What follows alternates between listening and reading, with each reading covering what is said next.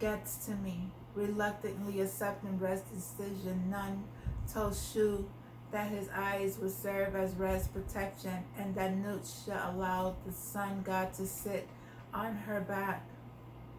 This confused the sky goddess, who was unprepared for such an unexpected responsibility and unassured of the logistics involved. How exactly will Ray sit on my back? She asked. No, don't be silly, he responded, as Nut transformed into a cow, providing ample back space for the elderly sun god.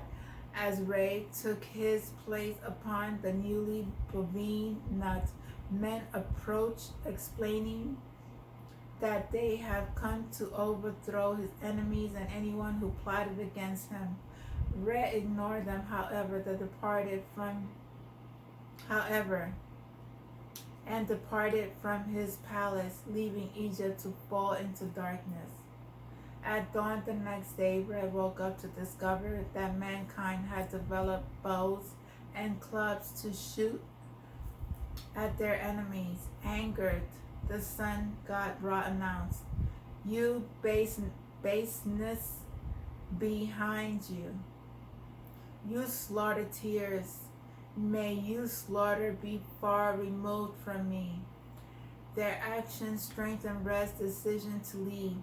He commanded Nut to raise him to the sky, saying, "Stay far away from them." They rose into the sky, and Nut remained with Ray through both the day and night, helping him to make some final adjustments to the cosmos. From the distant position in the sky, Ray commanded Nut to create the Milky Way. He himself then formed the field of reeds and fields of offerings, both locations associated with the dead, as well as the planet and the stars. When Nut began to tremble because of the great height, Re created the Infinite One, two groups of 4 gods charged with assisting Shu to support her. Red then summoned Geb to provide him with the instructions.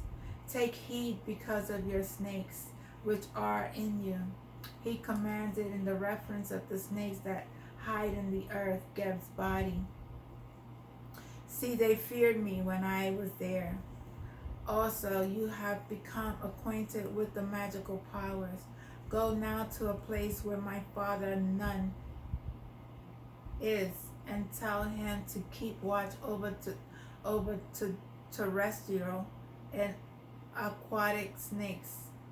He added that Geb should draw up notices to be placed on the mounds where snakes dwell, telling them to be aware of disturbing anything. "They should know that I am," Red proclaimed, "for I am shining for them for all time." Geb was to keep an eye on the snake's magic and watch over them. Having spoken to Geb, Re summoned Thoth and installed him as the moon and as the visor, his divine deputy, an office paralleled in the bureaucracy of the pharaoh's court. Re also embraced Nun and told the gods who ascend in the eastern sky to give him praise to Nun as the eldest god, in whom Red himself originated. Red then made his final statement to creation. "It is I who made the sky and set it in place in order to install the bow of the gods in it, so that I am with them for the eternal reoccurrence of time produced through the years. My Ba is magic. It is even greater than this." The Book of the Heavenly Cowl. Okay, I'm gonna get back to that in a second. I just wanna reference Hathor. Hathor, meaning House of Horus. In human form, Hathor can be identified by her long black wig, tied with a fillet surmounted by a Uranus and sun disk, set between two cows' horns Sometimes she can be seen wearing a vulture headdress. Hathor is also commonly depicted as a divine cow, again wearing a sun disk between her horns. In a third form, she appears human, staring full face at the view, but displays cow's ears and wearing a wig. At Denter's, Hathor was presented as the wife of Horus, with whom she bore his son Hai, and Horus Samathaway. Horus, uniter of the two lands. Other sources present her as wife of the sun god Rein, though she can also be named his mother, and in her manifestation as his eyes and his daughter. As a divine cow, Hathor protected the king and acted as his royal nurse, just as she had nursed the child Horus in Ketmus. She is also said to be the king's wife and mother. To the generational population of Egypt, however, she was associated with love, female sexuality, fertility, and motherhood, providing divine assistance with all aspects of childbirth. They also identified her with joy, music, dance, and alcoholic drinks. As the mistress of Sekhmor, representing the natural world's fertility, she gave shade, air, food, and drink to the dead, while as mistress of the West, she looked after those buried at Thebes, welcoming them into the afterlife. Hathor was also associated with minerals and resources brought from the desert and foreign lands, especially turquoise and copper, and protected those working in remote mining areas. Though many cult centers were associated with Hathor, her most prominent temple, at least in later Egyptian, was at Denter's. And this is the goddess.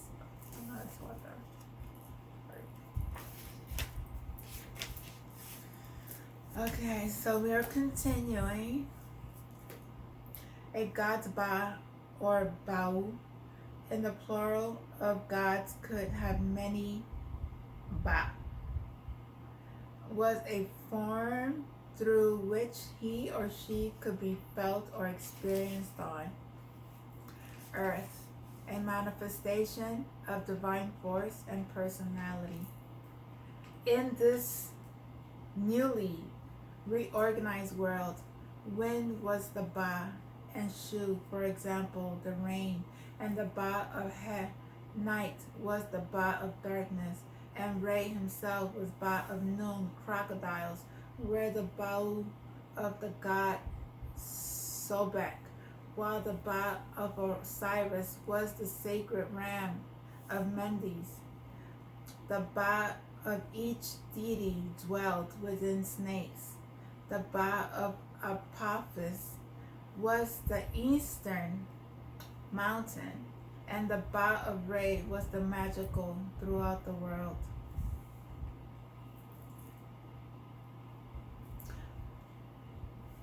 This is Re, retributions of the rebellions. Re not only punished mankind by distancing himself from the earth, he also shortened humans' lifespans. They have made war. They have stirred up turmoil. They have made evil. They have created rebellion. They have done slaughter. They have created imprisonment. Moreover, they have made what was great into what is little in all that I have made. Show greatness, thought said he, namely, Re Atum. You shall not see further wrongdoing, you shall not endure it. Shorten their years, cut short their mouths, since they have done hidden damage to all that you have made. Book of the Dead, spell 175. The reign of King Shu. Re withdrew from the heavens, and his son Shu took his place as king, ruling as the perfect God of heaven, land, what, water, and wind. He swiftly smote those who had rebelled against his father and sacrificed the children of Apophis.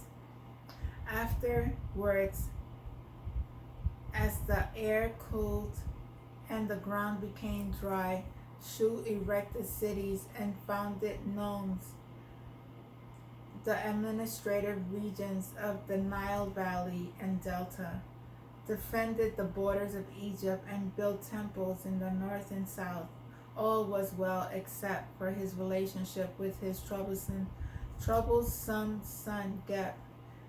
At one time, Geb transformed into a boar and swallowed the eye of Re that remained with Shu to protect him. Though Geb denied his act, the eye bled from his skin like a disease and had to be put back in place of the horizon by Thoth. Geb had then attacked Shu and was forced to drink urine as punishment. Geb also enraged his father by taking the form of a bull and having sexual intercourse with his own mother, Tanut. As before, at first he refused to admit his crime to Shu, but a lance thrust into the thigh loosened his tongue. One day, while residing in Memphis, Shu summoned the great Ennet of gods and told them that they were accompanying him on a walk eastward to a place where he could meet his father, Re Hara Keti. Re in a form as Horus of the horizon, and spent some time with him. They happily obliged, and soon afterwards the royal court has taken up residence at the dedicated king's earthly home. It is not to be pleasant experience, however, while the gods enjoy the company of Re, the children of Apophis. Murdering rebels of the desert arrived from the east, intent on causing havoc. Their aim was not to conquer territory, but to destroy any territory that they passed through, whether land or water. Lay abandoned, scrunched, and uninhabitable in their wake. Hearing of the chaos afflicting Egypt's east, Shu mustered his followers and the followers of Re, and ordered his men to take up position on the hills of Ayat Nebis, modern Saft el Hina, a site of the desert just south of Delta. The hills had existed since the time of King Re and would serve as a perfect defense line from which to protect the sun god and Egypt. As expected, the children of Apophis arrived and the battle begun. Shu quickly slaughtered his enemies and drove back all who opposed his father. Shu may have won the battle, but he did not win the war. Shortly after his success over the children of Apophis, revolutions erupted in Shu's palace led by a band of rebels. Overwhelmed, the land fell into chaos, and Shu, like his father, ascended into the sky, leaving his wife Tefnut behind on earth, perhaps fleeing the surroundings. Danger, Tefnut left Memphis at midday to visit another more secure palace elsewhere, but instead found her way to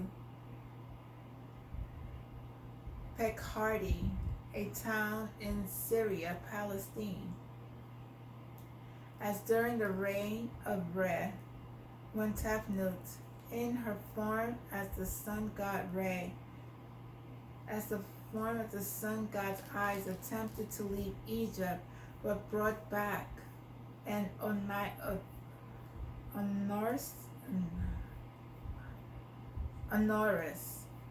Shu, and Thoth. On this occasion, Gep went in search of his mother and returned her to the palace. Not that Egypt was any safer than foreign lands. A great turmoil still engulfed the palace, and a powerful storm arose, one so intense that neither human nor God could see one another. Nobody left the palace for 9 days, not until the chaos abated and the weather returned to normal. Now finally Gep formally ascended the throne of his father, and his courtiers kissed the ground in his presence. Gep then honored his father's name on the sacred mythical Irish tree of Heliopolis, which bore the name of King of Egypt inscribed by Thoth, along with the length of their reign.